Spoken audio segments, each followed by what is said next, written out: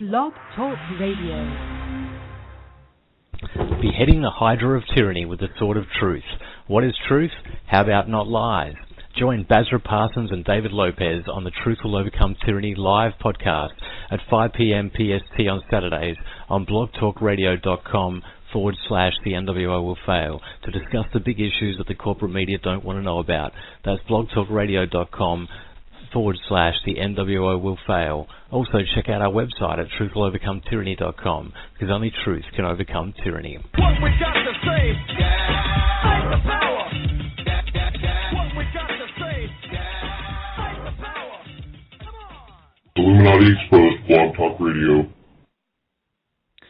Hello folks, it's David Lopez here from truthwillovercometyranny.com. We're just here to talk about 9/11. It's been nearly 12 years, I think, now since 9/11, 2001, and basically, we're still unresolved. Still one of those things that hasn't basically been resolved. We're still going with the official conspiracy theory, although I really think that those who believe in the official conspiracy theory are pretty much in the majority these days. So basically, I'm David Lopez. TruthWillOvercomeTyranny.com. Visit the Illuminati Will Fail. Facebook.com/the Illuminati will fail. The NWO will fail. And you can visit Truth Will Overcome Tyranny on Facebook.com/Truth Will Overcome Tyranny, and of course TruthWillOvercomeTyranny.com. So, back to 9/11. I suppose what we need to do is first of all talk about the effects of 9/11. I mean, putting all the conspiracy stuff aside, let's say 9 hijackers took over planes with box cutters,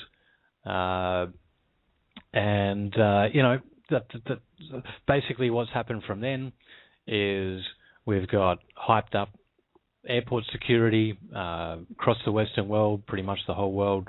Government's taken over airport security. They've got everybody basically going through prisoner training, and that's spilled over onto the street. You've got militarized police. You've got all the wars, the never-ending war on terror happening out of that. We're living in what the politicians and security people and everybody else are calling a post 9/11 world, and that seems to justify just about anything the government wants to do these days. Any over-the-top security measures, total militarization of police. Police getting tanks for their local departments, things like that. The shift has gone from foreign Arab terrorists blowing themselves up supposedly, which we've seen little of in the First World, blowing themselves up. Basically, shifting the whole terrorism thing to domestic terrorism. Anyone who disagrees with the government, doesn't like the government, is a suspect now. People who are in parties like the Tea Party, libertarians, free staters, even in New Hampshire, for example, are being called terrorists, domestic terrorists, and arming up against them, buying up loads and loads and loads of ammunition, hollow tip points by the billions, arming up departments like the IRS or Homeland Security. They're all linked to Homeland Security. We have Homeland Security since 9/11, which is basically another tier of security government security over the top of everything else, with very, very, very broad powers, which Obama talked about building up into a domestic military, basically, to rival the external, the normal military. A domestic security state is what's built up over the past 10 or more years, all triggered by the catalyst being 9/11. So whatever you think about why it happened or who did it, it's definitely been a catalyst for the increase in government official oppression, I might say, on the people. So well done. It's not really the war on terror hasn't really protected anybody. I don't think. I think it's created way more enemies than what the US started out with. It's brought everybody else who was in the coalition of the willing into the increase their risk of terrorism, and yeah, so that's just a very broad sort of what's happening, what's happened since 9/11. It's really been a trigger for a lot of things, and you've got to look at also the neocons and their own documents, their own Mein Kampf, you might say, called the PNAC document, the Project for the New American Century, which you can download from their own website and have a look at, which basically outlines, they needed another. This is pre 9/11. This document was written, outlaying their plans for full spectrum world domination. This is basically a quote, and they needed a new Pearl Harbor event. As those who should know, about Pearl Harbor, Pearl Harbor is now public. It was known that was basically a not quite a false flag, but they knew about it. There was prior knowledge. Even Roosevelt knew, and it's on the record that everything leading up to Pearl Harbor, the US basically had sanctions on Japan. They put them in a headlock, basically economically, along with Britain, and they ended up. They knew it was coming, and they provoked it basically through their squeeze on Japan in every way they could to choke their empire out, basically, and it put Japan in a position of either attacking or going under foreign domination through control of its economy. So, that's Pearl Harbor. I mean, so that's the new Pearl Harbor event they needed. They needed someone to attack them in order to, follow through with all the invasions and messing with Middle Eastern countries as they had planned to do. So I think we've got Kimberly on the line here. I'll just bring her in. We've got a caller. Hello, caller. Who have we got here? Is that Kimberly? Hello. Hi. I'm sorry I'm a little bit late. What's going on? Oh, that's okay. Look, talking about 9/11, basically. I was just giving a bit of background, talking about the PNAC document and the neocons, and just an overview of what's happened since 9/11, disregarding the official conspiracy theory or otherwise as to who did it and all this sort of stuff. What is the outcome? What has been the policy shift that's come out of it? Which is basically, the war on terror, the removal of rights at home. I failed to mention the Patriot Act, militarization of police, and the shift from blaming terrorists for everything wrong going on in the world, to domestic terrorists and basically liberty groups or anyone who's against the government, who we now have to look out for, according to the government, because they reckon that they are going to do something. Right, and I think a lot of people really just don't get this. What you're saying is that 9/11 in and of itself, that all aside, everything that came out of that event, we are essentially in a quote-unquote post-9/11 culture, post-9/11 society now, and everything that was built off of that event, and everything that you're talking about now is so crucial and so significant to our way of life now. So a lot of people don't get that. So I'm glad you're doing a show on this. Good. Yeah, no problem. Well, this is the thing.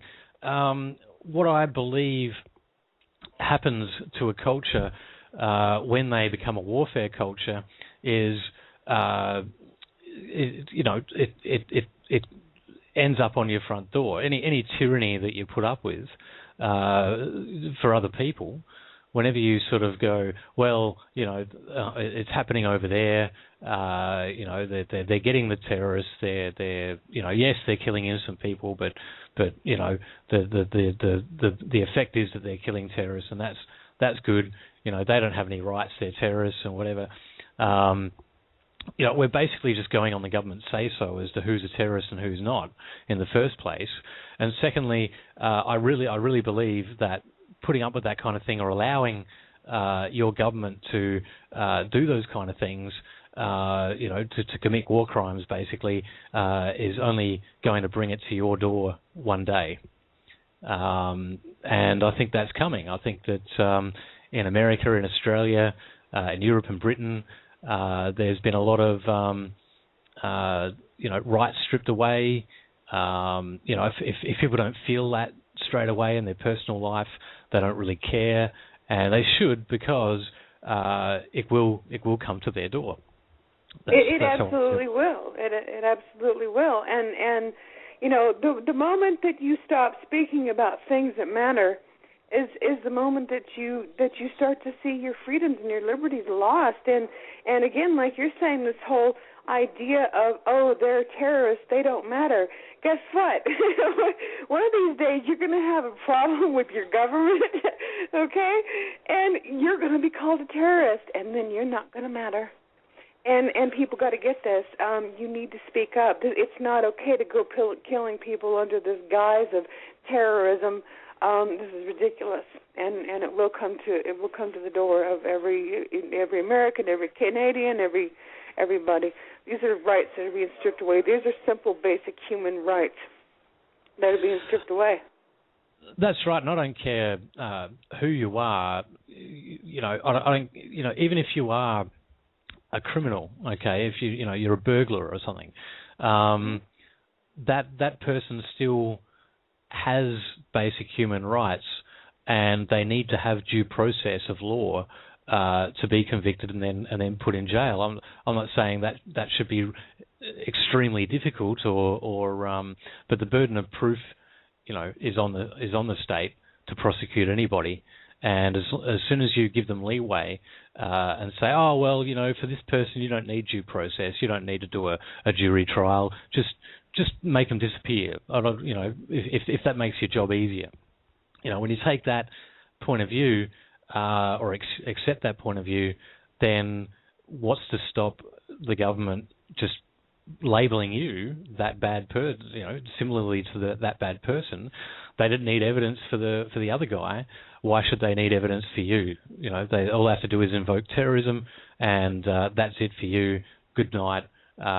We never get to see from you again. So that's what is in place since the Patriot Act. A whistleblower got done under the Patriot Act. Someone who was a back channel to Iraq, a peace activist, and she basically tried to expose the fact that there was a peace deal on the table with Saddam Hussein. He'd actually accepted everything that America wanted and then some even letting FBI into the country to run around and chase whoever they wanted. And she got thrown in the slammer under the Patriot Act. 2 years she was in lockdown with no due process. Eventually got let out because enough people made enough noise. And she wrote a book about it, Extreme Prejudice.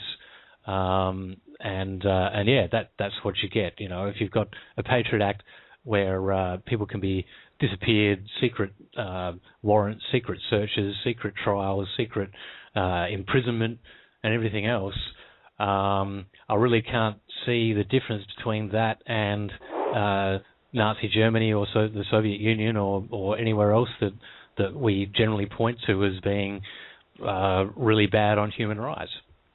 Yeah. Yeah. So, look up the book on Amazon. It's the only place you'll get it, Extreme Prejudice.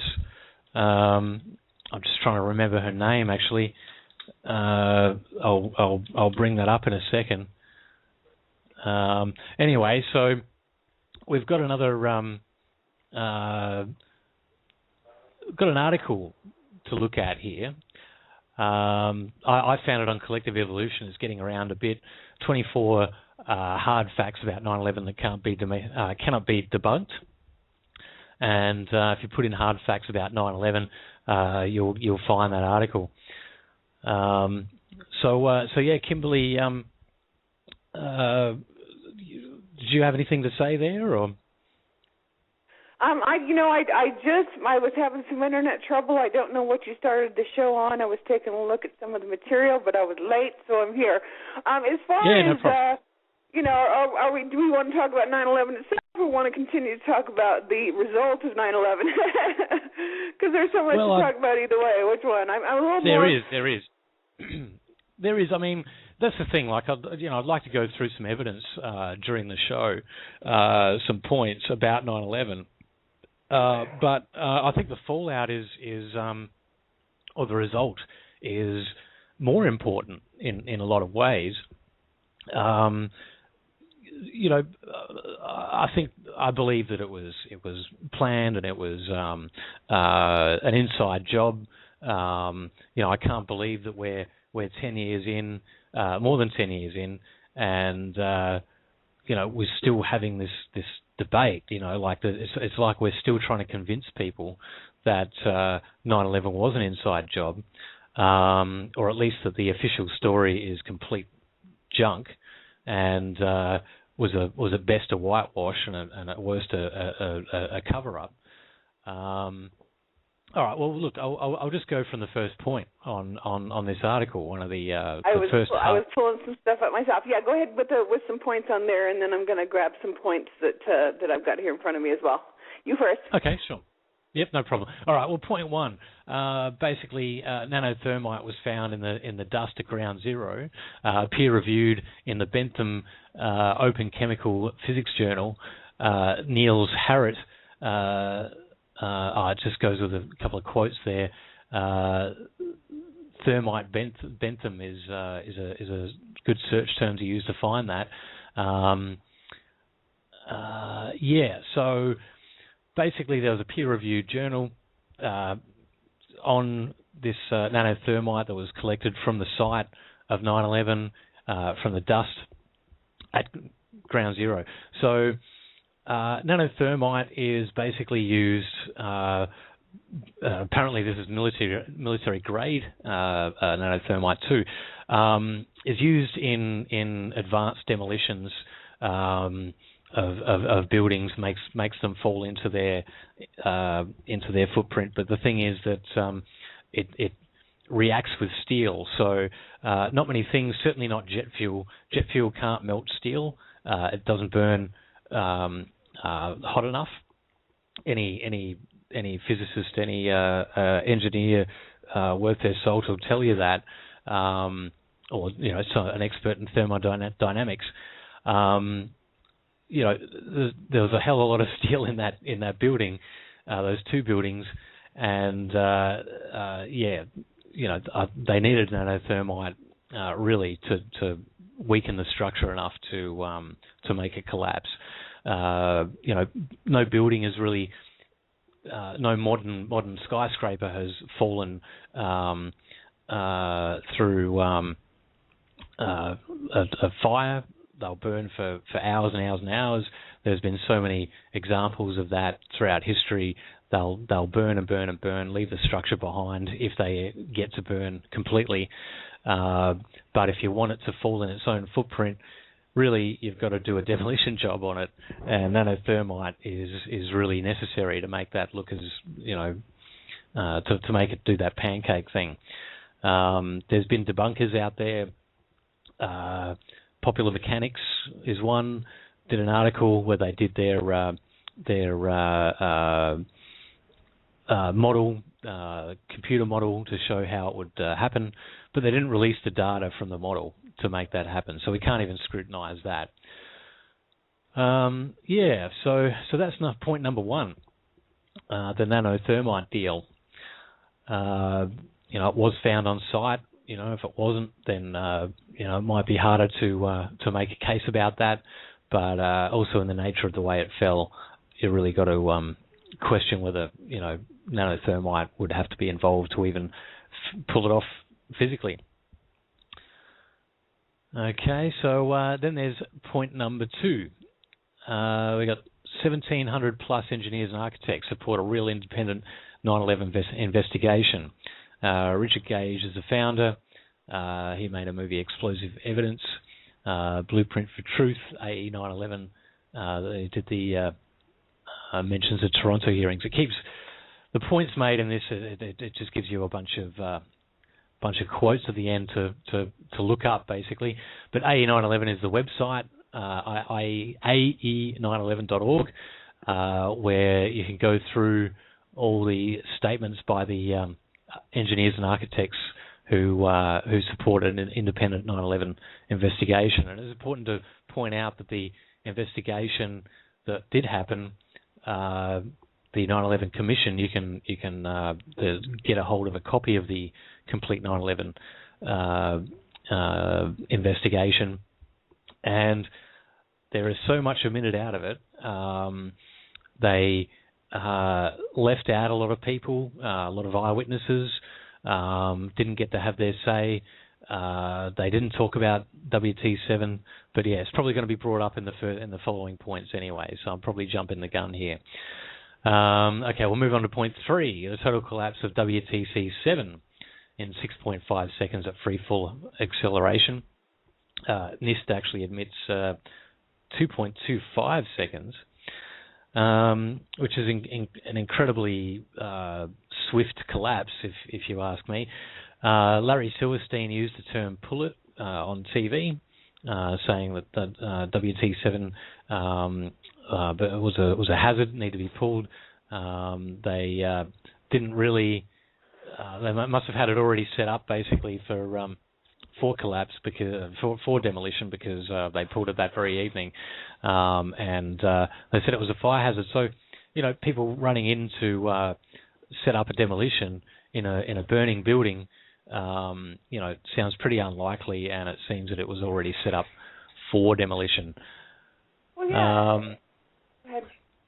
Go on. Well, you think about the fact, I believe the fire started on floors 12 and 13, which were two really important floors. I think it was floor 12 that held a bunch of records and documents regarding some investigations, like over 100 Wall Street finance crimes, and some of that stuff was in the Pentagon as well. And the fires that started in WTC7 were relatively small. Now, number one, how did they get to be, burning pretty high? And where was the sprinkler system? Yeah. I'm sorry, what happened here? It just doesn't make any sense. And then to pull the building because there were two floors that are on fire. Certainly, it doesn't make sense to pull that building, except that they wanted to destroy a bunch of the evidence that was in those files and documents. Yeah, well, an interesting point on what was going on in WTC 7.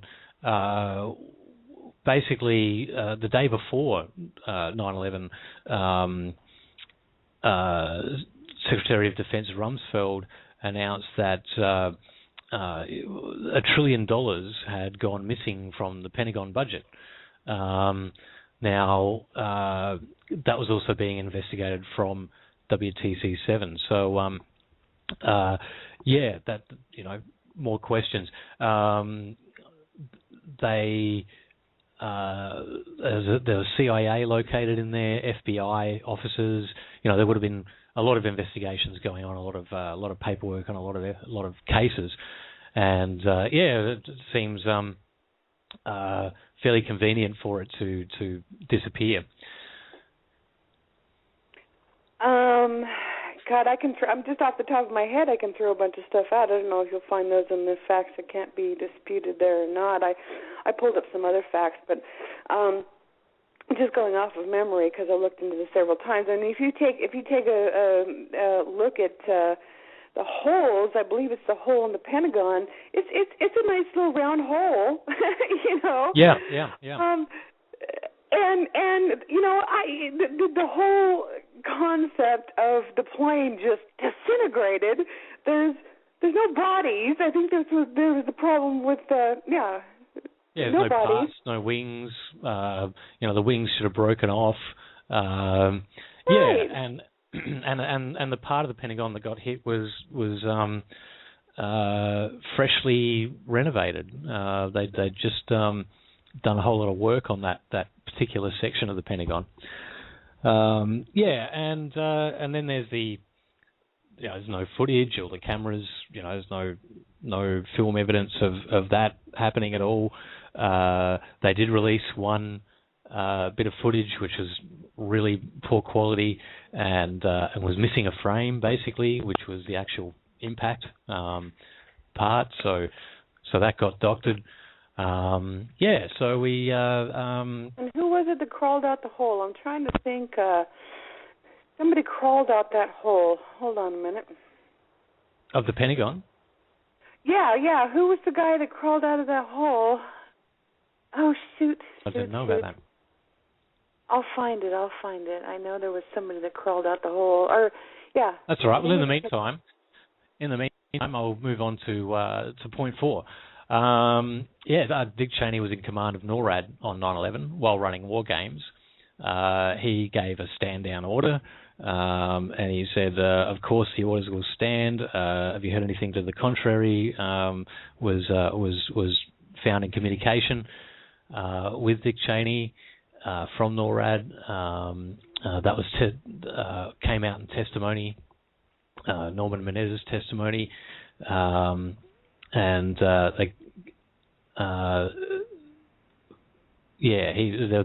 were NORAD drills going on at the time as well to add to the whole confusion. There was that stand down order.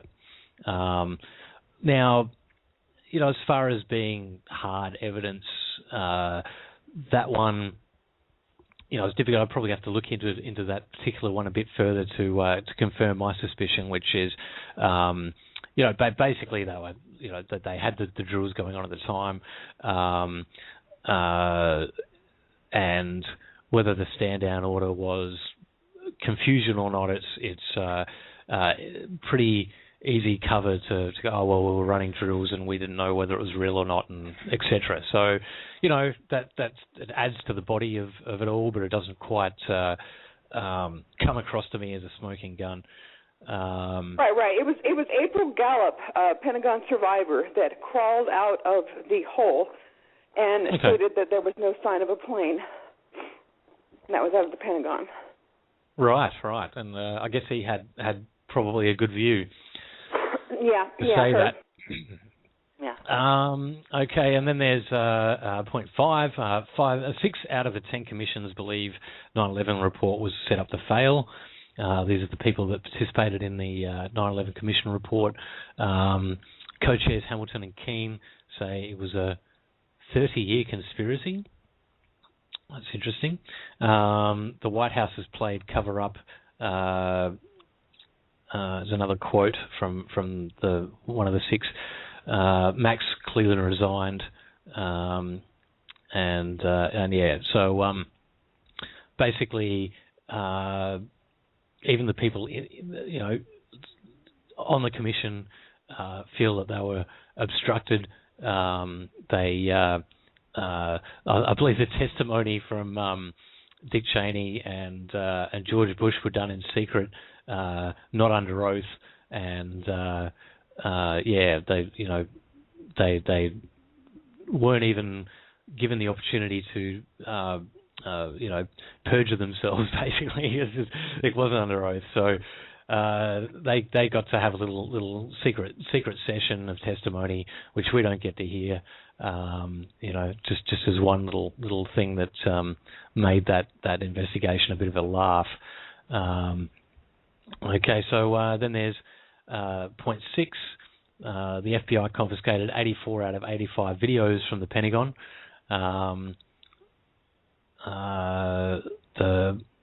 Mousawi trial, revealed these videos.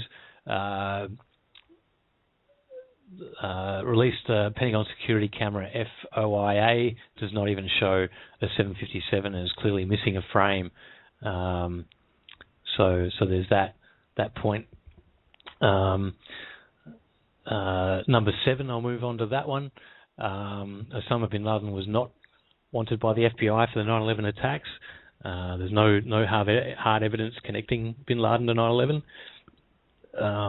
And basically, the CIA created, trained, and funded Al-Qaeda and the Taliban during the Mujahideen against the Russians. OBL was a CIA asset named Tim Osman, and he was reported dead by Fox in December 2001. If you look at the videos of Osama progressively, they don't even look like the same person from one to the other. He even appears to be getting younger over time as the videos come out. The CIA admits that they do fake videos. They talked about doing one on, or bragged about doing some on Saddam Hussein. Fake videos, got a doppelganger.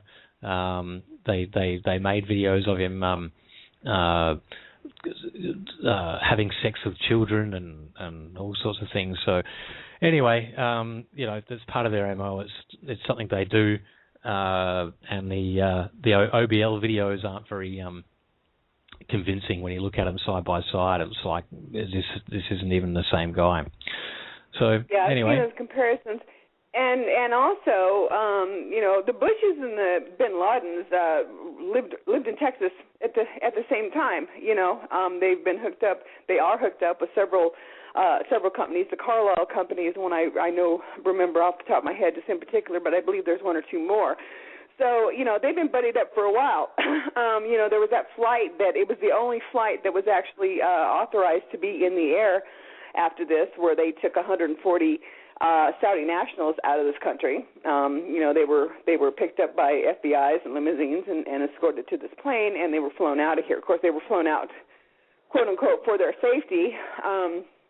And I believe one or more members of the Bin Laden family was on that plane.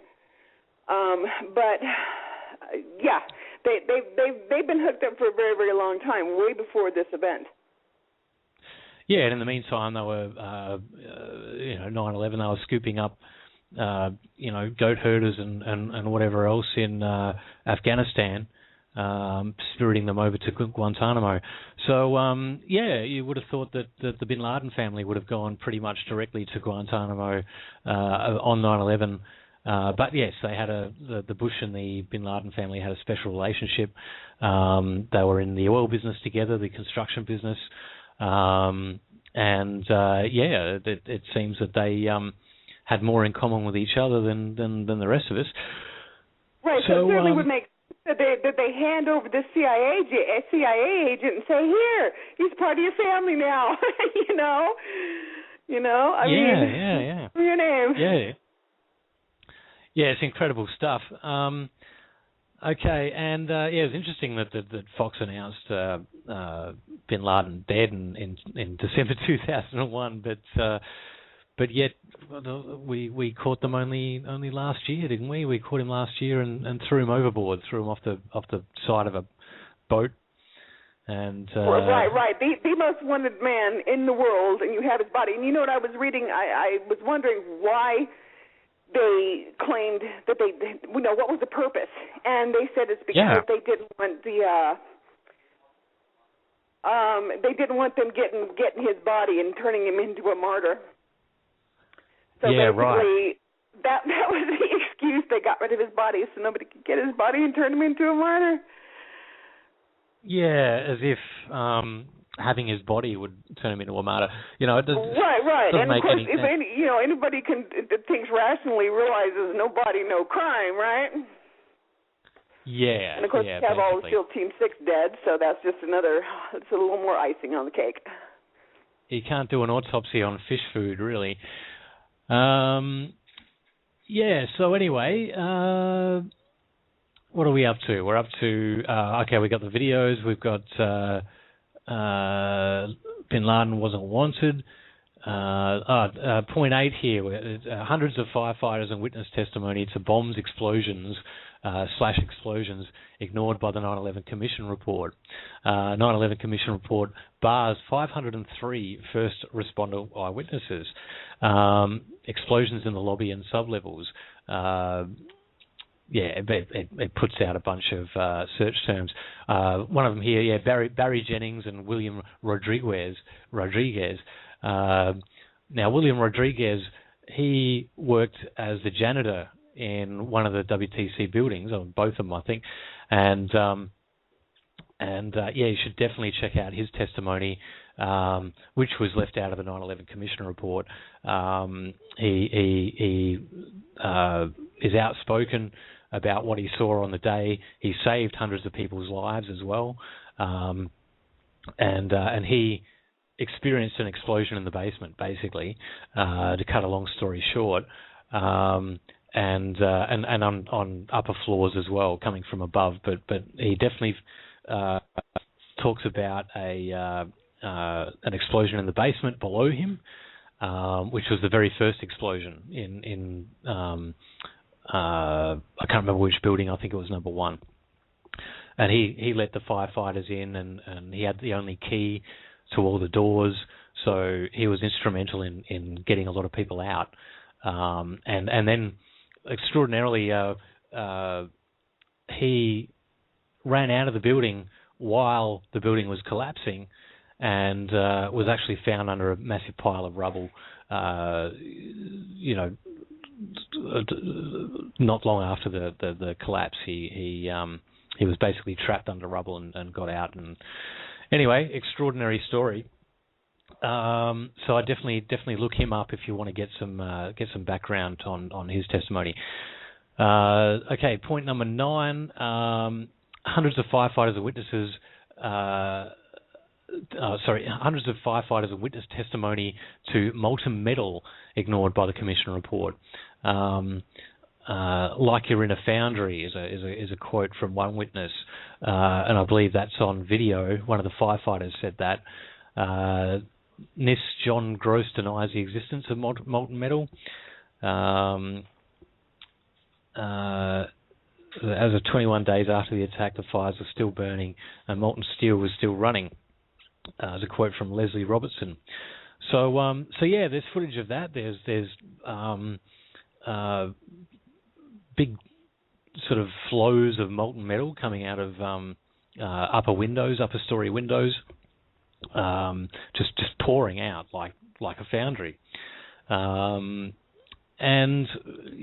again, jet fuel, creating this phenomenon is really hard to believe. Defies physics. It's just not going to burn hot enough for that. Even the paper and all the other combustibles in the building couldn't have created that effect of melted steel pouring out of windows. I mean, it's incredible. So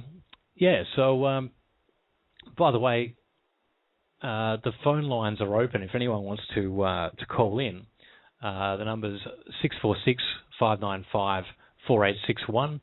Also, we have you can get in on Skype if you go to blogtalkradio.com/the NWO will fail.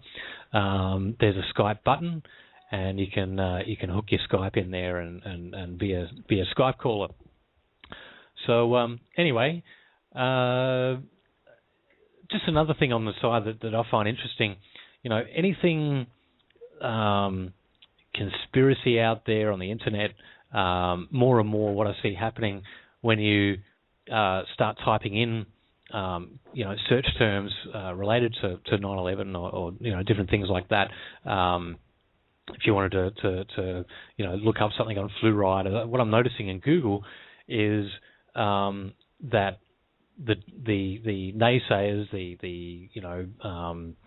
people who back the government line on things seem to be coming up first on Google. They seem to be gaming Google to get the top results. That's what I've noticed anyway. So you're going to get a lot of that, and it's probably worth having a look at that stuff anyway. But yeah, I find that there's an organised sort of an effort, in my opinion, to push down the results that are probably more truthful, it seems to me, or more inquiring than people who just want to say you're wrong and it's crazy and trust your government. So anyway, right. There's number 10. Okay, 5 dancing Israelis arrested in Mossad truck bombs on 9/11 that stated, "We were there to document the event." Urban Moving Systems is the front company. Throws out the name Dominic Suter. They had a nearly a $500,000, just under $500,000 business loan in June 2001, and so anyway. Basically, Mossad appeared to be aware of what was going on. There were a lot of witnesses to these, more than one van under this company name hanging around, and seen jumping for joy outside of their van. Right. And isn't this company also the company of the same guy that owns some casino boats where there were some Saudi nationals and this guy was Mossad, owns some casino boats. I don't know if it says that in there. I'm thinking it's the same guy that owns the moving company. I could be wrong, but I believe I read that somewhere. Definitely one to look into. This information I only came across in the last couple of years. So I mean, I don't know how long this has been around. I only just got onto it really in the scheme of things. So I don't know what to think about that. There's certainly a bit of information out there to look at about it. So check it out. Okay, then there is here we go. I stand corrected on the 1 trillion from missing from the Pentagon. Point 11 goes over that one. On September 10th, 2001, Rumsfeld reported 2.3 trillion missing from the Pentagon.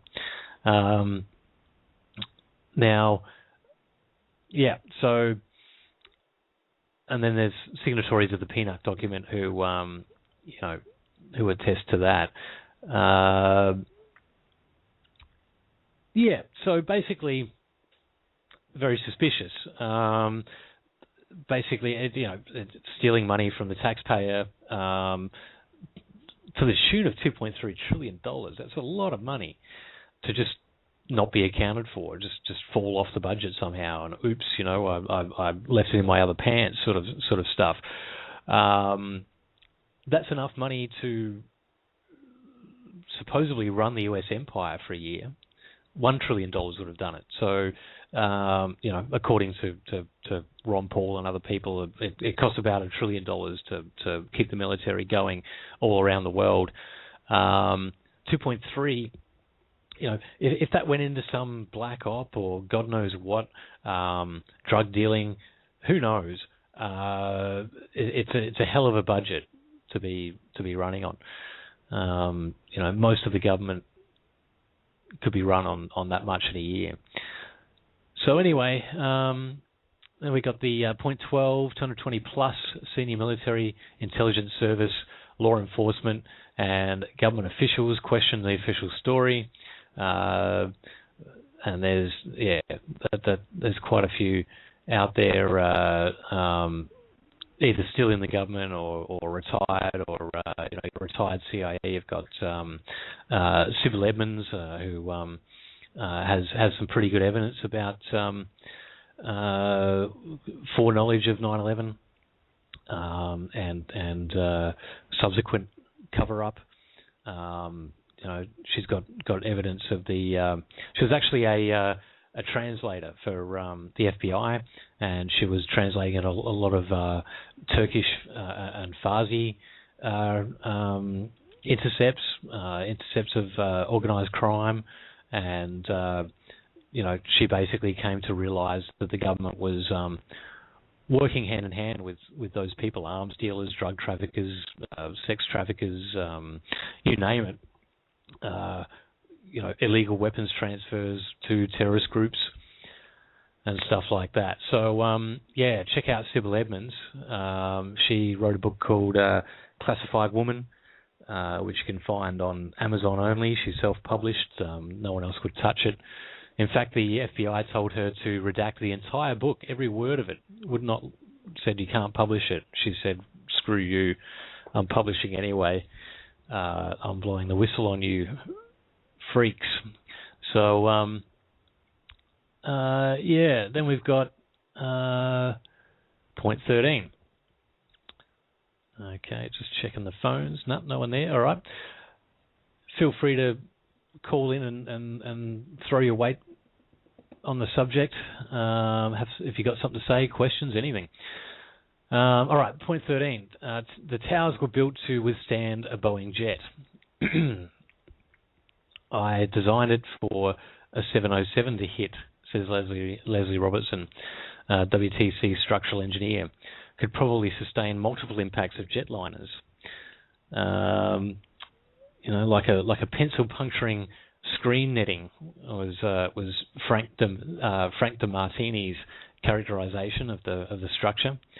The deceased manager of WTC Construction and Project Management.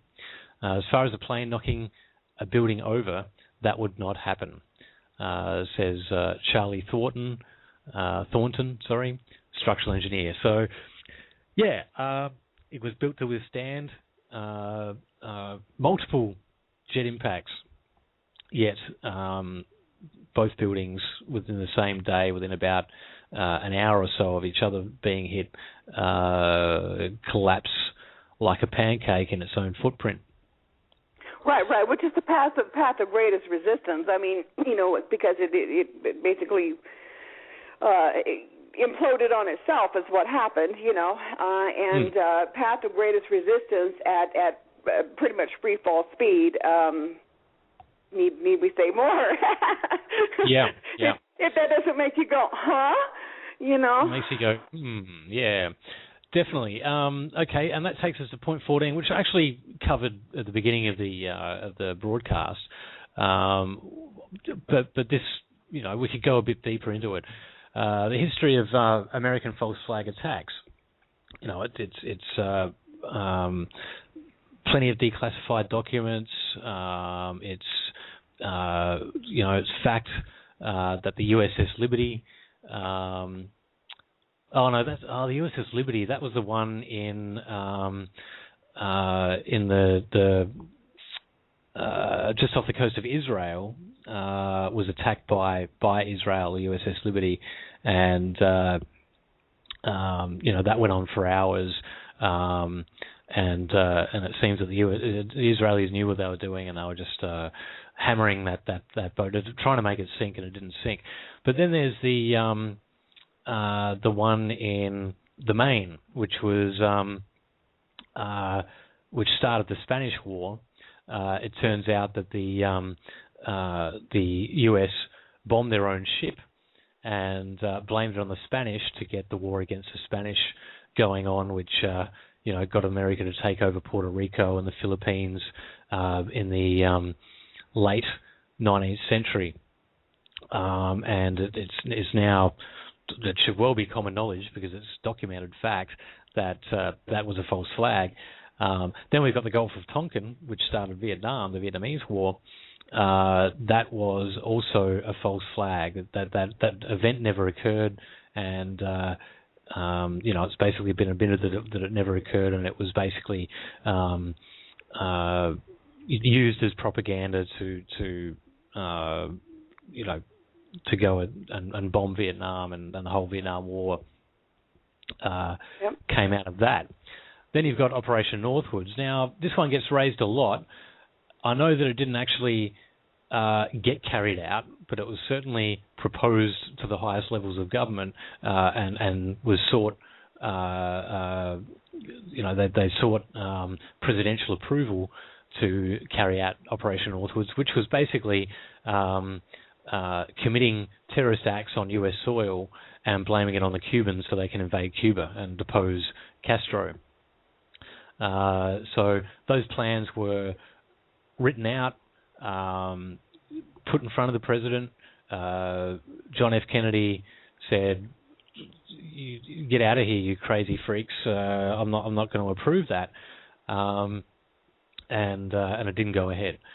So that it is still an important one because they didn't carry it out, but it was certainly in the works and would have gone ahead if JFK had less integrity. I don't know how much integrity he really has, but at least he didn't want to go that far, according to the the documents, which are declassified.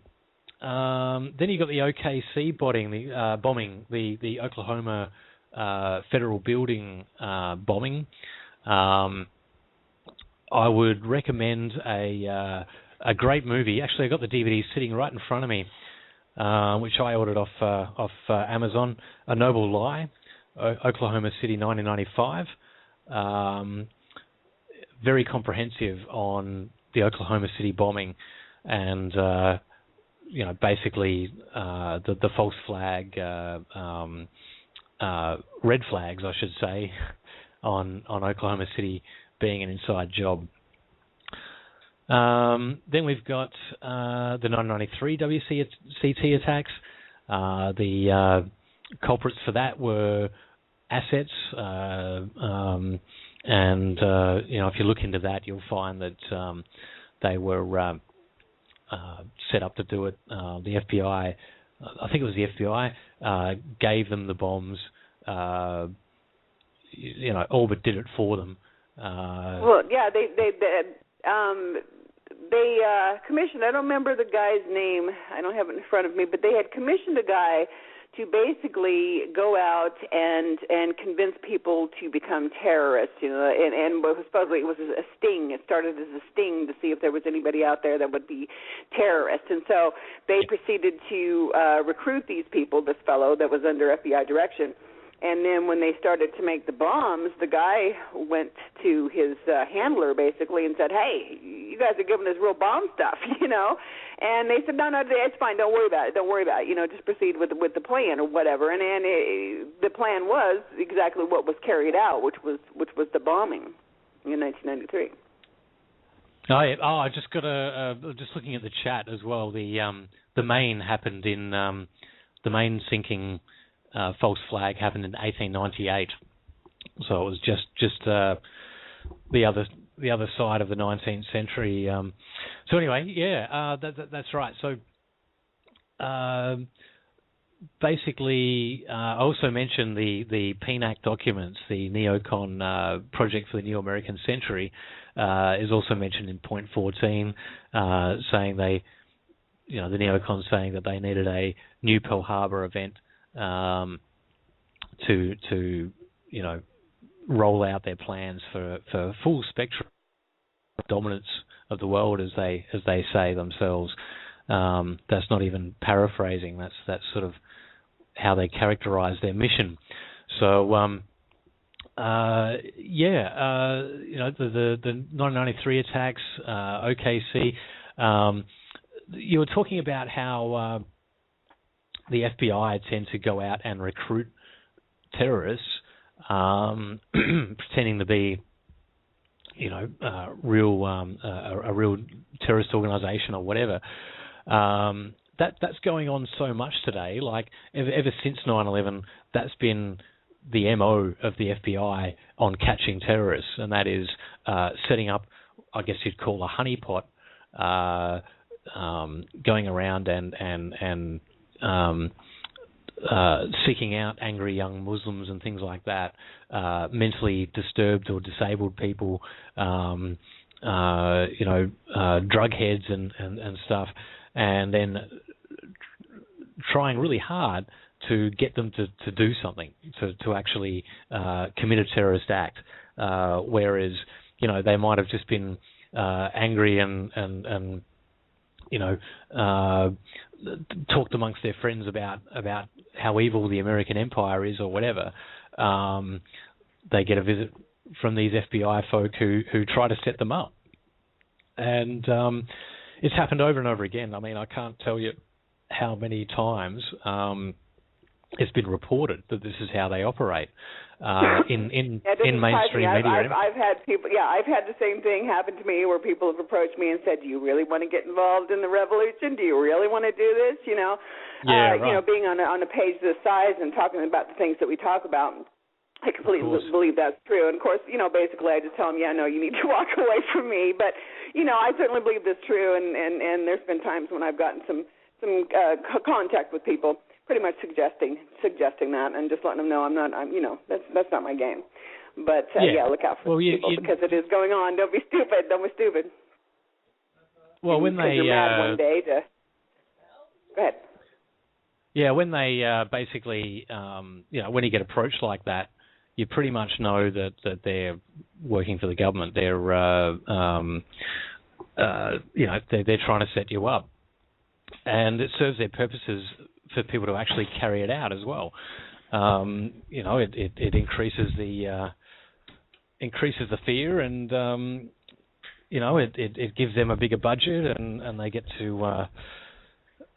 They get more power. It's this entrapment sort of MO is it's been going on for a long time. I mean, they've been doing it with black militant groups, white supremacist groups. They seem to fan the flames wherever they can, and infiltrate. And if you're in a group that's trying to actually that has some sort of political component to it, or you want to be change agents or something, as soon as you get approached by anybody saying, let's get serious, let's go rob a bank or blow something up or, kill somebody, then you know that you're being infiltrated by the government pretty much, in my opinion. So anyway, moving on, and obviously it's not going to further your ends to be blowing stuff up and no, that's stupid. Shooting anybody. That's absolutely stupid. I mean, it's not in the end. You can't negotiate peace with war tactics. It just doesn't work. And you've got to just continue to work towards changing government policy and things like this. And I get this a lot from people. The politicians are not going to listen to you. Voting doesn't make any difference. I don't believe that. We've certainly seen on many occasions, folks taken out of their positions of power because people actually made a move and actually went through the process. And unfortunately, the process begins with a petition. I mean, if you ever just DuckDuckGo, because we don't use Google, we use DuckDuckGo. If you ever look up, what's the process of removing a politician from office, you can remove everybody from mayors to governors to, any elected official, or even I believe some appointed officials as well. You can remove them from office through a process, but the process begins with a petition. And of course, take for instance, I use this as an example quite often. Mayor Bloomberg needs to be removed from office, but of course, I can't get on my broom and fly up to New York and establish a residency and then proceed with the process. You know what I'm saying? So I mean, no, you have to you have to be somebody who lives in that area, who is a citizen in that particular area, and you have to begin the process, and that's how it goes, people. And is it a pain? Yeah, but has it worked? It absolutely has worked on many occasions. So look, do a search for how many people have been removed from office through the recall process. There was how many was a mayor or governor down in California. Trying to think of his last name. I think his last name was Davis. That was removed. So there is a process, and this is the process that you have to follow, because it's the only process that makes sense, and it's the only process that is going to be successful in a forward momentum. You don't have any other options, because you can't negotiate peace with war tactics. It don't work. No, and it takes away the moral high ground. I mean, the last thing you want to do is give the powers that shouldn't be the moral high ground by being a terrorist, basically. I mean, you're just jumping into that role to be stomped on, basically. So, you don't want to give them justification for coming after you like that. You basically want them to show themselves up as criminals. You don't show someone up as a criminal by being a bigger criminal. That's right. That's right. Criminality is not going to defeat criminality, really. Anyway, so yeah, and I think this is the problem with 9/11 as well. The basically. What was I going to say? It basically creates people don't want to look at 9/11. They don't want to look at who did it. Certainly don't want to implicate their own government as being involved or conspiring to let it happen, even because that's kind of destroys. It's very confronting. I mean, it's hard to deal with that if you believed beforehand that the government had a proper role in society to look after people and keep the peace and all those wonderful things that the government's supposed to be doing. To then turn around and go, so the guy who's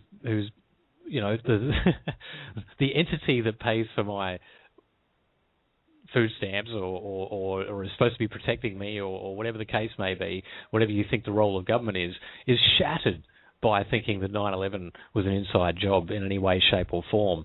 It destroys people's worldview, and it makes people feel extremely insecure about the world. Well, if I can't trust these guys, if these guys will go ahead and be involved in killing their own citizens, then my God, that's a scary world to live in. People don't want to live in that scary world. It is, and so consequently, you sort of crawl back into that safety zone, and it's a choice. It's a choice. It really is. I mean, you can't look at the evidence that exists, and it's just enormous, all-encompassing, and not understand what really happened. So it's a choice to say, I don't believe this, straight up, Yeah, that's right. So people will dismiss it out of hand. That can't be true. I can't accept that. So, which creates that cognitive dissonance in people's minds. It's a beautiful sort of a double think play on your mind, where somewhere in your mind you'll have doubts that the official story is correct, and if you bother to take any a look at it, you'll find that it's rubbish. Then you start connecting dots and that sort of thing. But the thing is, people don't want to go there, and that's why more than 10 years after the event, we're accepting the agenda being put on a spy, this security state. Because we want to feel safe, so they're playing on that, and they all in the name of safety. They'll do all kinds of crazy, nonsensical things like groping people in airports and putting them through body scanners and having government take over the security everywhere, including airports, where before the airports themselves should be providing that. And because they don't want to lose their customers and they want safety, so they're in a position to strike the balance. But no, there's a lot of fascistic funding involved and payoffs to be had by letting the government take it all over. Anyway, that's just the airports. So anyway, we'll go on to the next point. Where were we? We had 14. We were just 13 maybe. Point 15, I believe. Yeah, because we had the false flags. Now, the BBC correspondent Jane Stanley reported the collapse of WTC-7, the Solomon Brothers building, 20 minutes before it happened. CNN, Fox, and MSNBC also had early reports. BBC WTC-7. You can look that up. You should be able to find that on YouTube. As for the original reports, go find them. That was 20 minutes before it actually happened. It seems that they got queued up to announce it, and they did it too early. Oops. Yeah, I saw that video where she's standing in front of it actually collapses behind her. And WTC-7 has just collapsed and it's still standing behind her. And then, 30 seconds or a minute later or whatever, then it falls as she's sitting there talking. She had just announced it. It still had not come down. And originally they said that it collapsed, but after their little discrepancies got, I'm sure they were going through information and videos and things like that and going, oopsie, we're going to have to go with a different story on that. Okay, we pulled it because it's danger, and the moment that somebody comes out and denies something, I mean, that was a straight-up lie. We know that was a straight-up lie, right? So, to first come out and say, no, it collapsed on its own, it was hit, it was from the falling debris and it collapsed, and then when they found out that, there were discrepancies, they had to go ahead and backpedal and come out with something else, so. Yep. All right, and then we've got Flight 93 on point 16. Okay, so Flight 93 debris was spread out over miles. Cheney admits to giving the order to shoot down 93, and Rumsfeld said nothing that you could distinguish that a plane had crashed there. Oh, sorry, that wasn't. And there wasn't any blood found. So, either they cleaned it all up really fast, or it wasn't shut down at all. A bit of a mystery. I mean, no one really knows what happened to that flight. But it would appear that it didn't crash where they reckon it did. What do you think about that one, Kimberly? I watched the videos of the people that were there. Like you said, there was no appearance of blood. Did they shoot it down and it exploded? Okay, we can take this as reasonable why it was, spread out and there's just a bunch of basically, little bits and pieces here and there. But surely there's going to be, what is up must come down. So surely there's going to be some indications of blood. And also I believe it was Flight 93, let me double check here, that according to the FAA registry, this particular flight was canceled. United Airlines Flight 93, Shanksville, Pennsylvania, FAA registry. In number query results, it says reason for cancellation canceled. But now if you take a look at the two planes that allegedly did definitely crash, because we know that one or two planes did crash. Flight 11, American Airlines Flight 11, hit the North Tower, and according to the FAA registry inquiry on that, reason for cancellation destroyed. Flight 77 that hit the Pentagon allegedly was destroyed. So Interestingly enough, both Flight 93 and Flight 175, it says canceled. There is no indication that it was destroyed according to the FAA registry.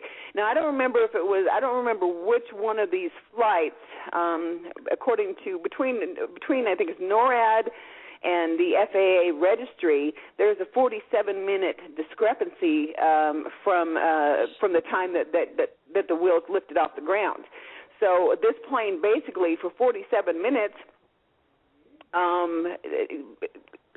it had to have disappeared somehow, because from the time that it allegedly hit to the time of takeoff, there's 47 minutes discrepancy between NORAD because they're saying, okay, it took off at this time and it hit at this time, right? So let's just call, I don't remember what the flight time was, but so basically in order for them to validate that time difference, NORAD's time difference was 47 minutes ahead of the actual FAA, and that's still going on today.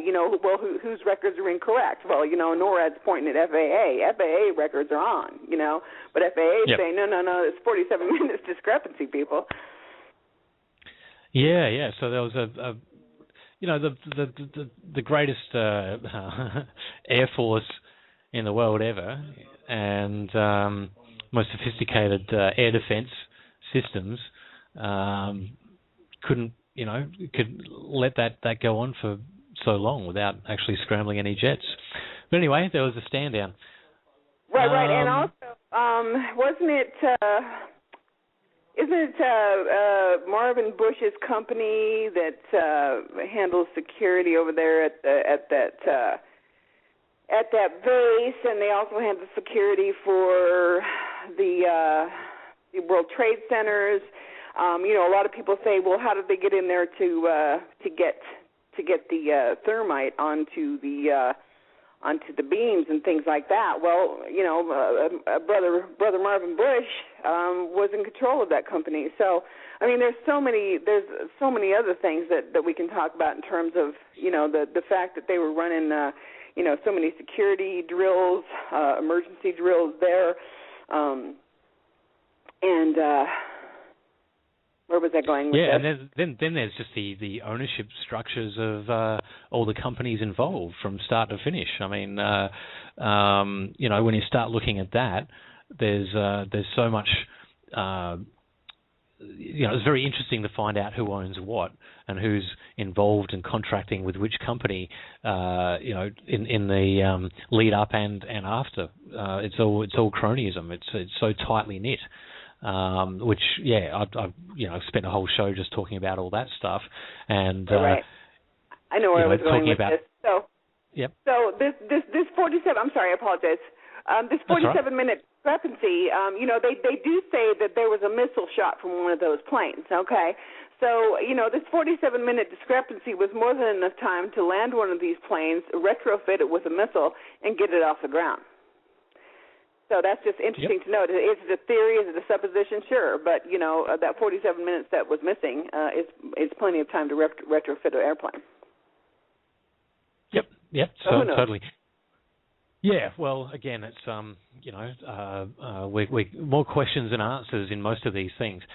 Okay, now, point 17, Bush hesitated for 441 days before starting the 9/11 Commission.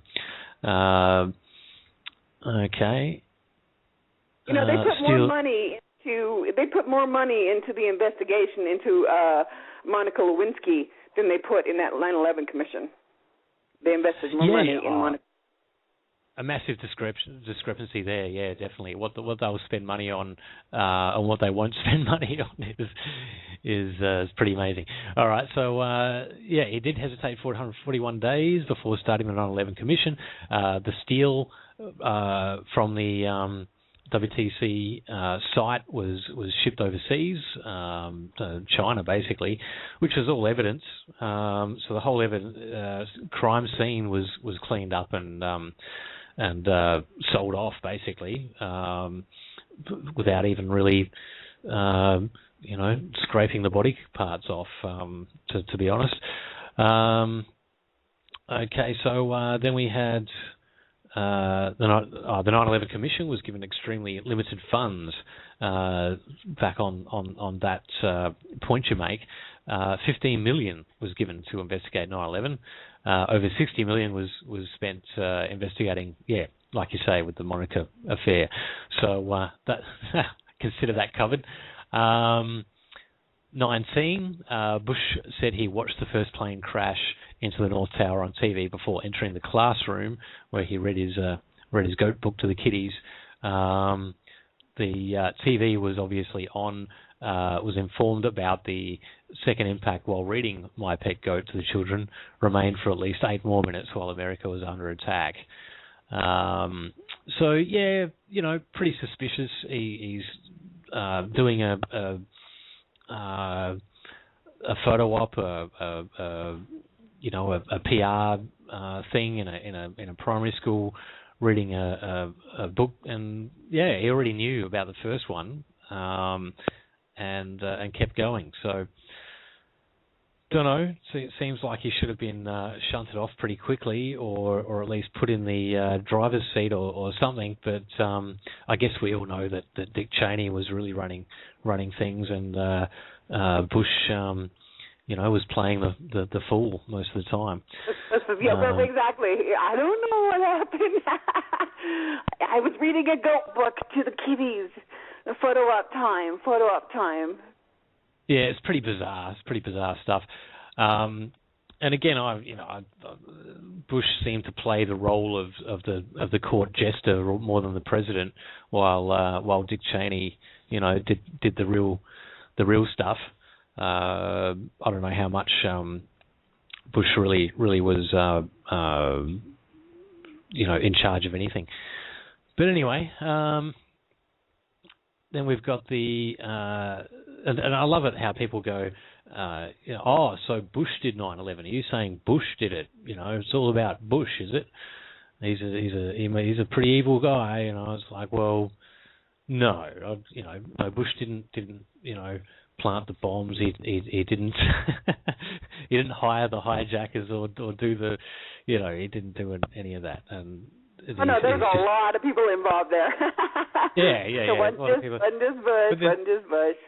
It's really funny. I was on a Bush lover page here a little while ago, and they thrown up a graphic of Bush with some war veteran or whatever. They was in the hospital, and the guy was in the bed, and there was Bush with this big smile on and all this other stuff, and everybody's going, "Oh, Bush is such a great guy," that's our president. He was the last good president. So I proceeded to lay all this stuff down in comments. You know what I'm saying? I was like, go Bush and company. They're involved in drug trafficking and the financing of mass murder since 2001. And of course, I got blocked. I got banned. Yeah, well. Yeah, it's such team sports when it comes to that stuff. This left-right team sports bullshit, and they just can't. They can't have anybody say a bad word about their man, even though and the other side are complete criminals. So they try to have it both ways. Their team is pure as a driven snow, and your team is a bunch of scumbag criminals. When, come on, let's get real, both sides. I mean, Bill Clinton had a history of drug running and murder and all kinds of skullduggery when he was governor of Arkansas. So it doesn't. You're living a lie if you're going to look at the other side of politics and make them out to be, complete and utter demons, and your party to be complete and utter angels. They're all criminals. They're all sociopaths. These guys are attracted to power like flies to shit, and that's just how it goes, people. So if you're gonna say the Democrats or over here it's a Labor Party in Australia are looking out for your best interests, think again and same with if you're a Liberal Party, which is ironically like the Republicans in America. We should get rid of the word liberal. It's just becoming so played out, meaning so many different things to so many different people. Just let's stop using that word because it's just it's twisted. Our Conservative Party in Australia is called the Liberals. Anyway, So anyway, I think one very important thing for people to get over is, this team sports politics. One side is better than the other, or it's slightly less evil, or something. Evil is evil, and let's leave it there. So anyway, okay, the 9/11 Commission, 15 million. There's the My Pet Goat reading session. The Patriot Act, point 20, was written before 9/11, signed into law October 26th, 2001. So, wow. So the Patriot Act, which was a post 9/11 afterthought, apparently, as we're led to believe, was an emergency act that they had to rush through Parliament, through the Senate, the Congress, to protect everybody from the terrorists. Actually got signed into law before the fact, before the event itself. Yep. Okay, and was written before the and I'll refer you back to the PNAC document, the Project for the New American Century. These are all things that they wanted to get through long before 9/11.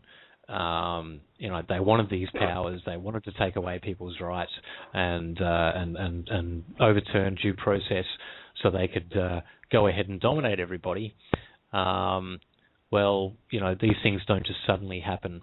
As a knee-jerk reaction to these things. That's when you're dealing with a false flag, is when the legislation is basically waiting in the wings for the event to happen. Yeah, and a lot of people don't know this. Yeah, I'm glad you brought that up because I was eventually going to bring that up. Yeah, the Patriot Act was all ready to rock and roll before this happened. Yeah, so it's all a planned tyranny to be imposed on everybody. They just needed the right things, their ducks to line up in a row, so they could go ahead and execute all this stuff. And here we are. So how free do we feel? Okay, then we've got point 21. Marvin Bush was director of Strazasec, which was in charge of security of the WTC, United Airlines and Dulles International Airport. So all three were breached on 9/11. ICTS was another company that provided security at the airports. So, this is where you've got this vertical integration of company ownership, ownership of the services that are in bed with government, you've got this revolving door in politics and the private world, and this is one very good example of that. Working out quite nicely for any sort of inside job to happen. So that's the name, Strazasec, Stratacec. Marvin Bush, of the Bush family fame, just happened to be in charge of all the security for all the airports that were breached on 9/11, including the WTC itself. Nothing sus. So anyway, we've got point 22. Who killed John O'Neill? Former FBI task force agent investigating Al Qaeda and Bin Laden, transferred by the Kroll Corporation to head of the security just before 9/11. John O'Neill died in the towers. Now, it's a good idea to look into his story. He was there at the time. He had forewarning and speaks of the forewarning before the event, saying there's a terrorist attack that's going to happen on WTC, and he went down with the building. He didn't know when, but he knew, of the threat, and his story is very interesting. Yep, so, as did Bill sorry, Cooper. go. I said, did Bill Cooper. I believe it was his June 28, 2001 radio show where he straight up says there's going to be some sort of an event, some sort of attack, and they're going to blame Osama bin Laden on it. Don't believe it. Don't believe it. And then he goes on to say in this June 28 broadcast that after that they're going to start to try to take away your guns and start to take away your liberties. And this is on June 28th, and of course we all know he was shot and killed on November 5th. Yep. Yeah. So whistleblowers turning up dead, getting shot before the putting out this evidence. People like Sybil Edmonds and who's the other one? Suzanne Linder, Lindauer. She wrote the Extreme Prejudice book, where she got actually locked up under the Patriot Act for trying to expose the fact that Saddam Hussein had acquiesced to all of the US's demands, and was absolutely cooperating with the US on everything to prevent an invasion, but that failed anyway because it was a foregone conclusion. The US weren't interested in peace, and they wanted to go to war with Iraq, regardless of what Iraq actually did to appease them. So why are those people alive? Why is Susan Linder and Sybil Edmonds alive? It was a good question. Why is Alex Jones alive? He actually came out with the with the warning on 9/11 before it happened, about a month before, I believe. He went to air and warned everybody that there's a false flag attack coming on the World Trade Center. For whatever you might think about him, good or bad, that I can attest to. I think it's because instead of hiding and going, I'm just going to sort of put this information out and then pretend, go back to my life or something. It's very dangerous because what happens is, you're more vulnerable. The more public you are, the more you put yourself in the public eye. It actually makes you, at least to some degree, less susceptible to getting, double tapped in the back of the head or something, because people are aware of you, and it only underlines, their lies when people like that wind up dead. Although they still wind up, a lot of them still wind up dead. So, what can I say? Unfortunately, a lot of them do still wind up dead. It does still happen under very suspicious circumstances. Some ridiculous scenario written off as a suicide or something like that. But anyway, that's the world we live in, folks, and people. Sunlight scatters the cockroaches is something I like to say. The more information is out there, the more the public becomes aware of these things. The safer the good people are, as opposed to the bad people. We want them to be running and hiding rather than the other way around. We don't want to be letting them run things like a mafia, because that's where it's going. It's becoming more and more and more. Hardly any difference between the government and the mafia these days. So anyway, it brings us to point 23, insider trading based on foreknowledge. Now, this one's really interesting. There are a lot of put options put down on the airliners, WTC, and all the rest. Everything that was involved, any companies involved. There was foreknowledge. People knew this was going to happen, or so it would seem, and made a whole lot of money on the event as the market dived in response. So, no video footage of. I'm still on 23. United and American Airlines were mainly the ones affected by that.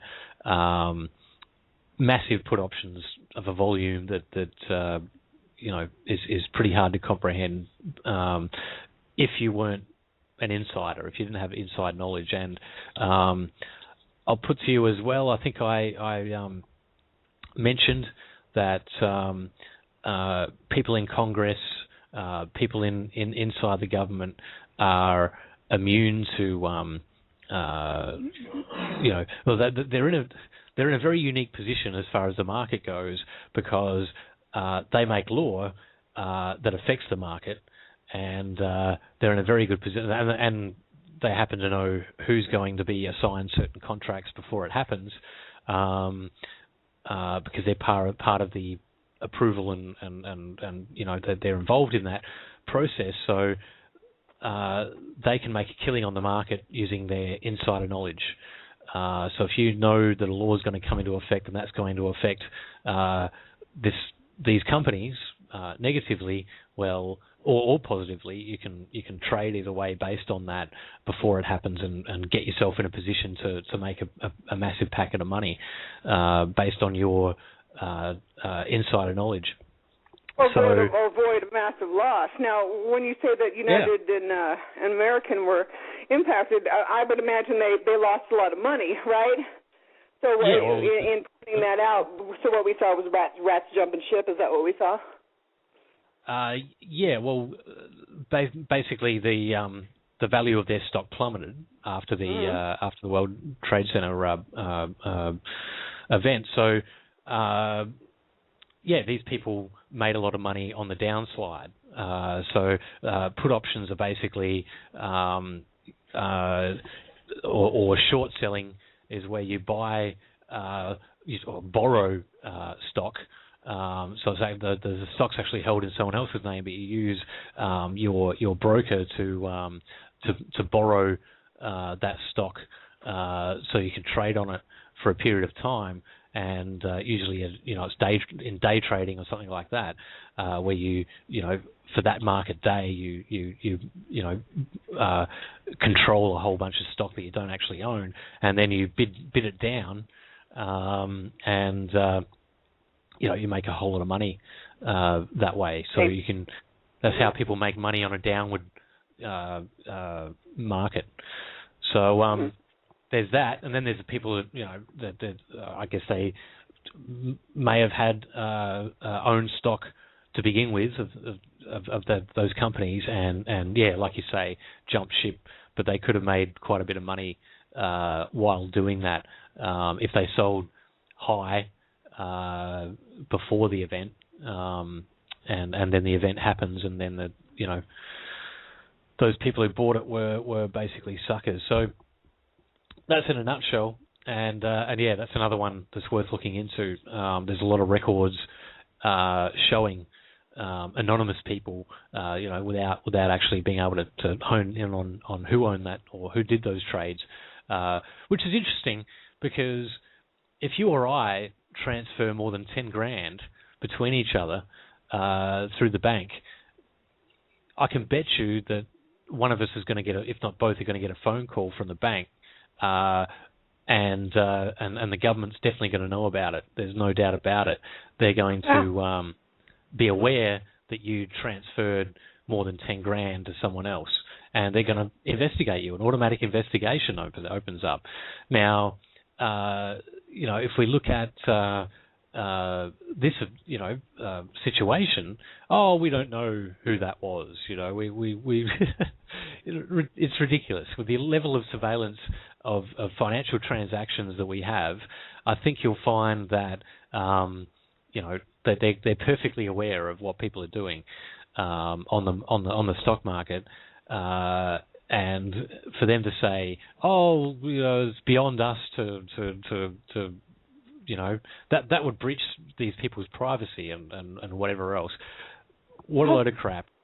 I had a friend that it was a couple of years back that dropped about $30,000 on a new Camaro, and he owns electric business. He's an electrician and owns a business, and so he'd had a pretty good year and decided to buy a Camaro, and went and dropped. And yeah, you're right. Anything over $10,000, and the car company's like, we have to contact the IRS, and this, that, and the other thing, right? He's like, whatever, do what you got to do. I wanted $30,000 delivered, and sure enough, there was an investigation, into his finances and all this other stuff, and where'd you get this $30,000 to drop, and this, that, and the other thing. Oh yeah, common business there.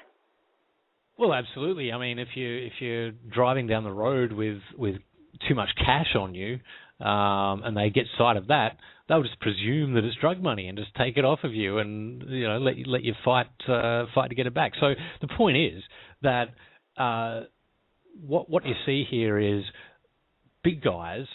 If you're worth over so much and you have certain connections, you are not scrutinized. You can get away with short-selling airline stock right before a terrorist event, and no one knows who we don't know who that was. That's a big mystery. If you go out and buy yourself a car with cash, people are going to be looking at you. We're all under a microscope.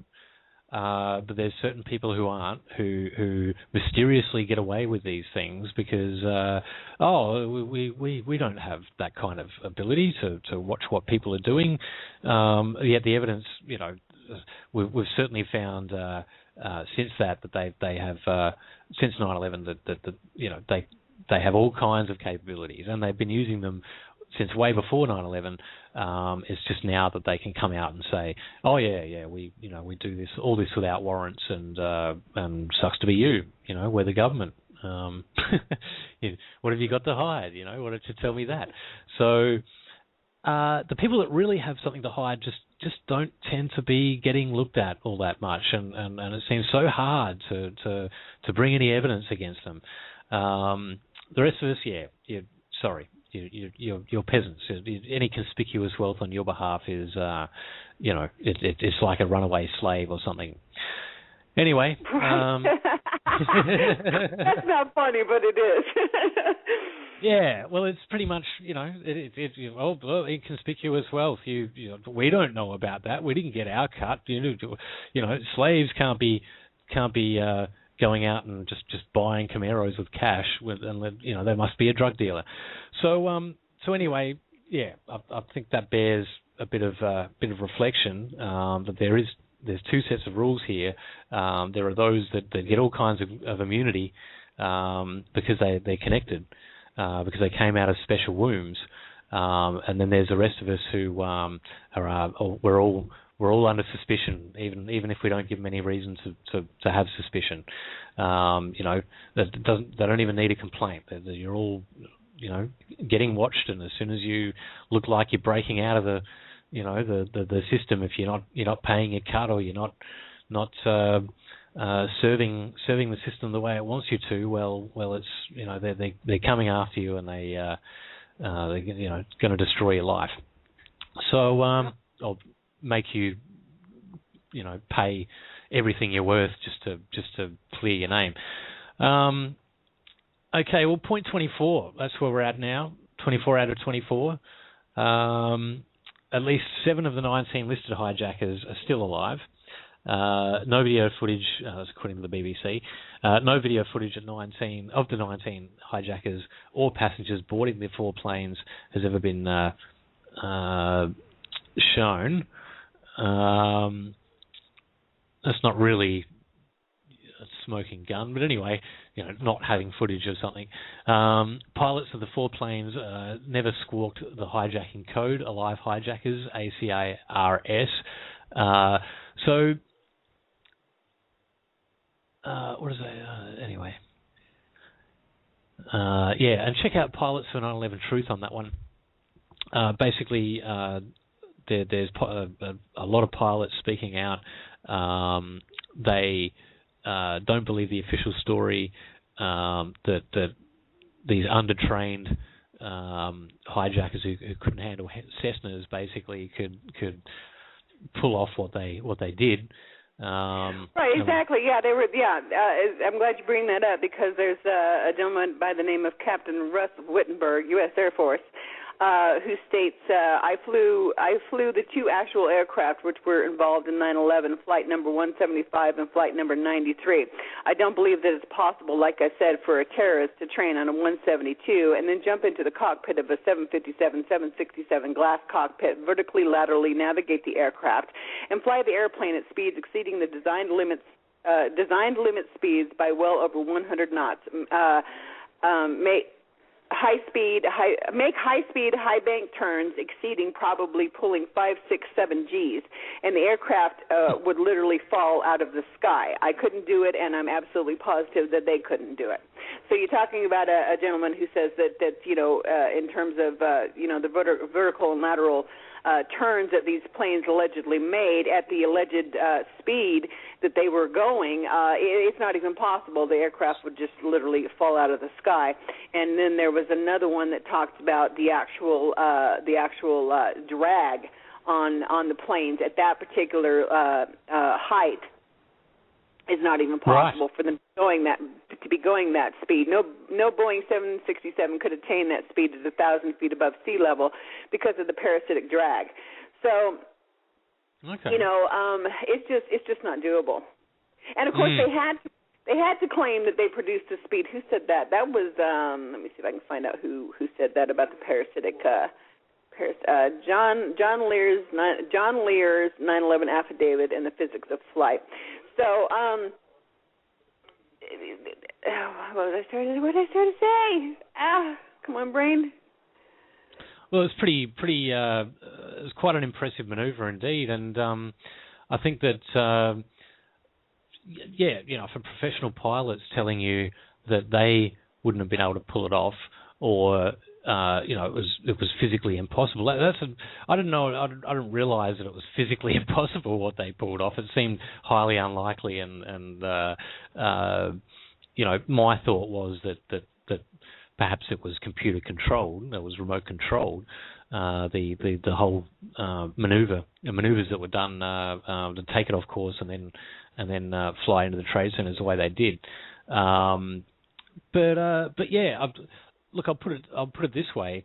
I'm not going to sit here and say I know exactly what they did, why they did it, and how they did it, and who did it. But I can certainly say that there's more questions than answers, and the investigation itself is a bit of a joke, really. It's all a bunch of emissions, mostly. Right. And if you've ever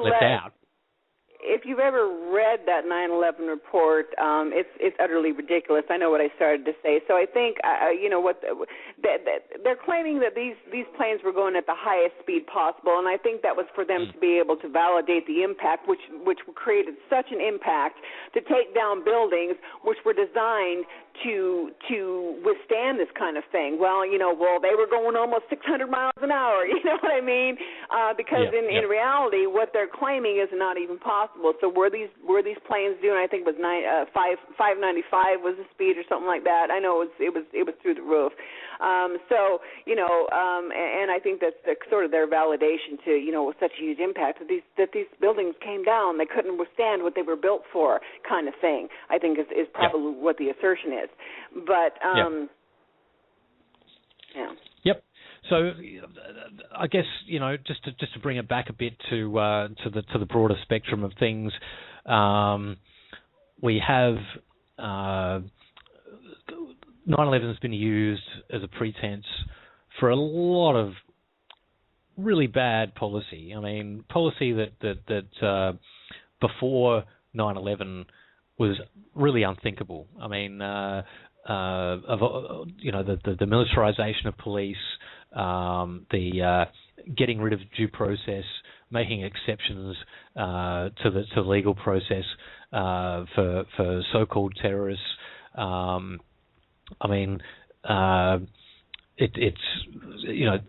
History is full of nice false flag events to bring in these types of tyrannies that we see now, which is rapidly getting worse. Hitler had the Reichstag burnt down by some mentally challenged individual. Got pinned on him. That was a catalyst for Hitler's rise. He was already democratically elected before that, but that was a catalyst that really gave him all the disgusting powers that he exercised. After that Reichstag fire event. Isn't that what brought on the Enabling Act, or wasn't that what brought on the Enabling Act of 1933? I don't know. I'll have to check that out. But check out Hitler's Enabling Act of 1933, and you'll I believe you're right. You'll see the Patriot Act pretty much incarnate right there. And also, just a reminder to anybody that is listening, in case you didn't hear it the first 4 or 5 times, the Patriot Act was not a response to 9/11. 9/11 was response to the Patriot Act. It was already penned. It was already ready to rock and roll before this. Yeah, it was already. So, that's right. We weren't able to read it before it got passed and all that stuff, but and it got used on political dissidents. The sneak and peek warrants and all that kind of stuff that came out of the Patriot Act was used for political repression. If that comes as a surprise to people, you really got to think about these things, because why wouldn't they? Why wouldn't all this newfound power be abused for political ends, rather than, as they say, you can trust us. We'll only use this responsibly. And I keep hearing this. I keep hearing this from politicians here in Australia as well, Britain and elsewhere, where they say, well, I know that it's a huge amount of power that we're granting ourselves, but we're gonna use it responsibly, and we're only going to use it, to pursue real terrorists and to protect people. We wouldn't do anything to you, like if you're not a terrorist. So you really got to inoculate yourself from this kind of BS. If people are saying trust me, there's probably a reason not to trust them. We're your government. You got to trust us. Well, guess what? You're not trustworthy. You've got a long track record.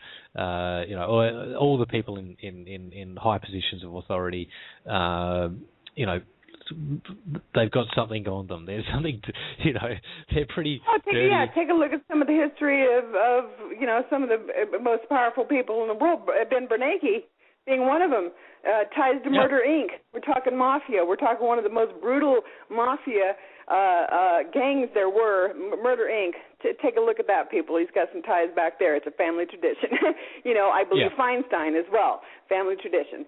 So, there's so much history, and people need to understand that, too. There's so much history on a lot of these people that are currently, John McCain, not one of my favorites. Take a look at his dirt, Oh, they've all, you scratch the surface on these people, and it's just unbelievable what you find about them. They really are a criminal set when it comes down to it. They have ties with the underworld, and that brings me to the NSA thing. I mentioned it last week, but I'll say it again, because the whole PRISM spying thing coming out of the NSA, which has been going on for a long time. It's only now that it's sort of becoming general knowledge. The biggest danger of that is the ability for the security state to use that spy system to blackmail officials, blackmail people in authority to go along with their agenda rather than represent the people in any way, shape, or form. And what that means is, if they have control of the selection process as well, say judges and they can influence who gets into it, gets to be a candidate for office and things like that, then they're going to go for the slimiest, most criminal types because they're even easier to control than someone who's squeaky clean. Someone who's squeaky clean, they don't have any dirt on. They can't actually, threaten to go public with something about them that will destroy them. So that's the real danger there. This coming out of 9/11, defaulting to they're here to protect us. Let them do whatever they need to do. Don't get in the way of the security state because they're there to help us. Then having them, not only assume all those powers, but also the surveillance powers. It all feeds into itself to create one very, very, very dangerous monster. We've seen it in East Germany. We've seen it in Hitler's Germany. We've seen the Soviet Union was par excellence on this stuff, which I think is provides a great deal of the playbook for today's security states in the West. And it's very sad. The only thing that I can suggest people do is, do not comply. Do what you can to have, to make it known that you value your privacy, you value your liberty. You don't get to run my life. And I think that people being independent.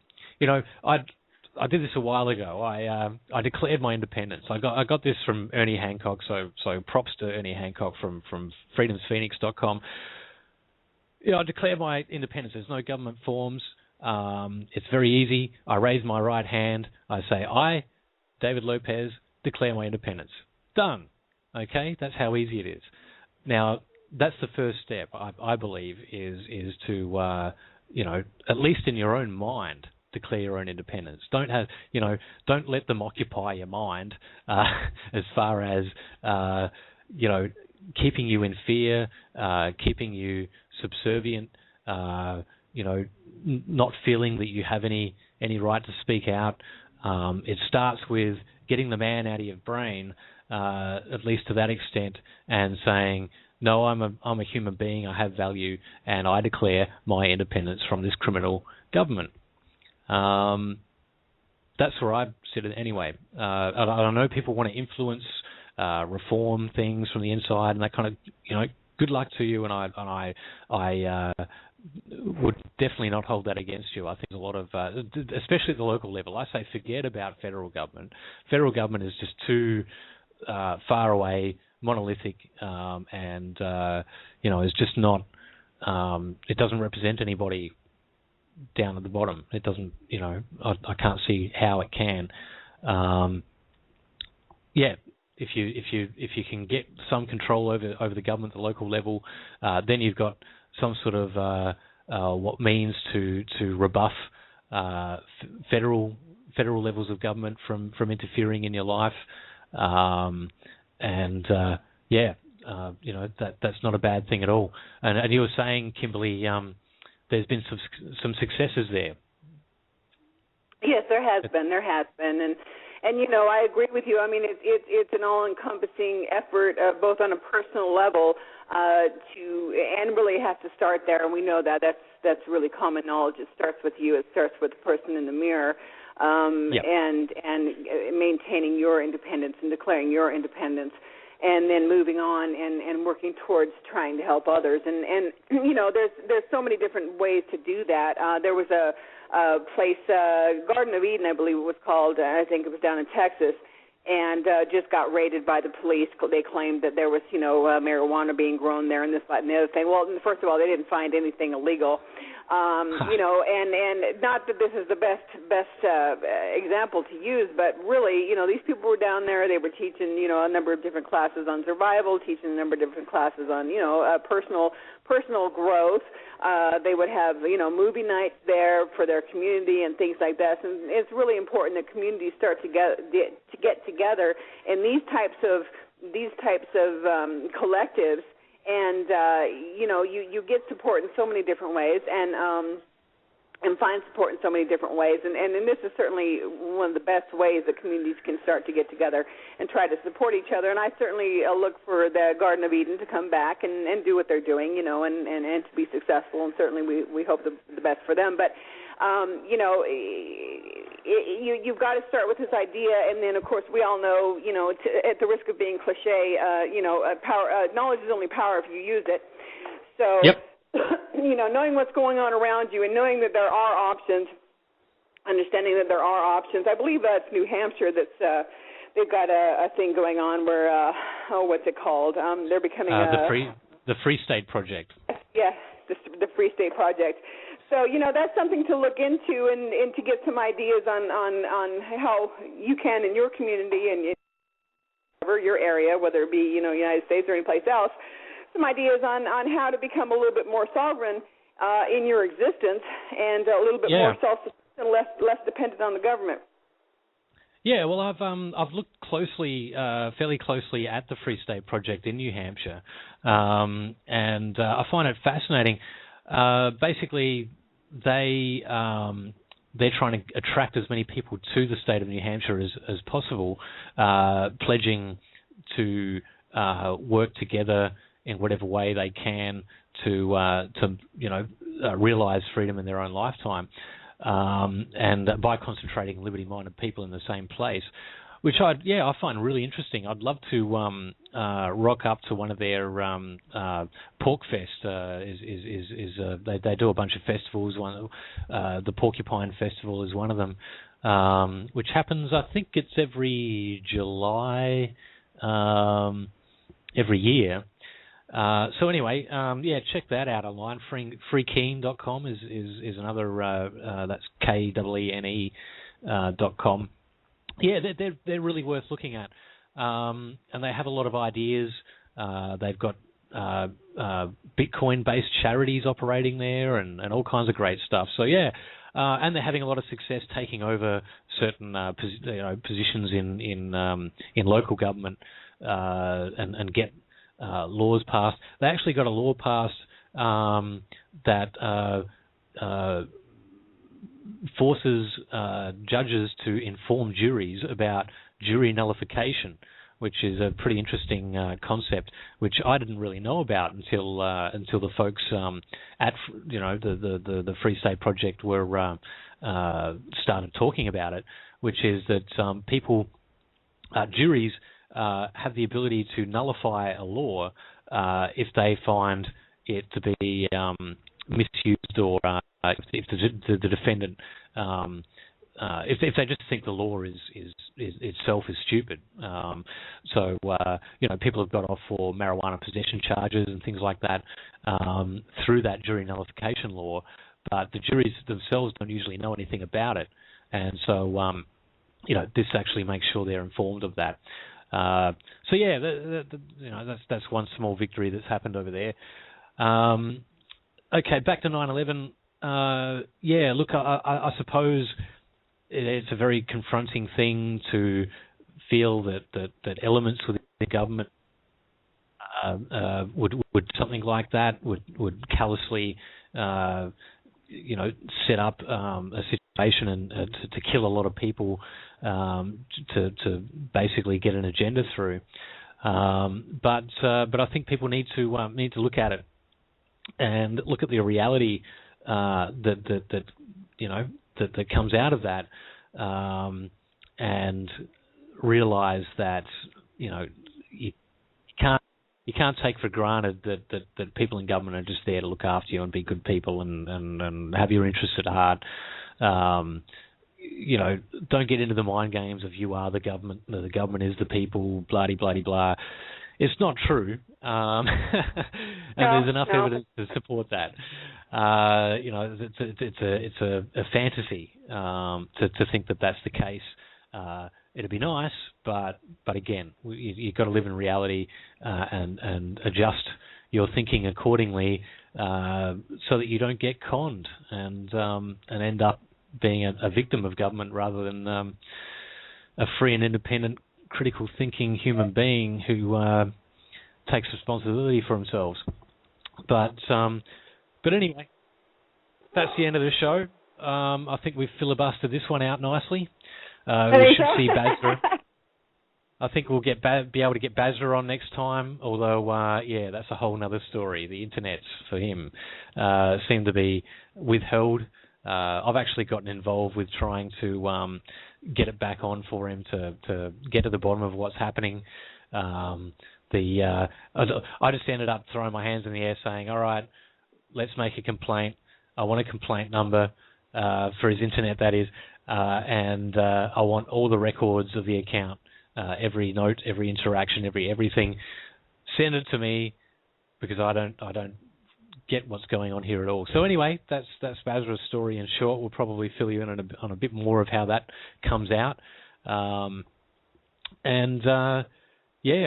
Stay safe, everybody. But don't go running to that government too much for safety. Yeah. Yep. Truth will overcome tyranny. David and Bazra, and of course, Illuminati Exposed Resistance. And it looks like we are out of here. Peace. We're out of here. Enjoy your week. Bye. We are out of here. Peace. We're out of here. Enjoy your week. Bye. We are out of here. Peace. We're out of here. Enjoy your week. Bye. We are out of here. Peace. We're out of here. Enjoy your week. Bye. We are out of here. Peace. We're out of here. Enjoy your week. Bye. We are out of here. Peace. We're out of here. Enjoy your week. Bye. We are out of here. Peace. We're out of here. Enjoy your week.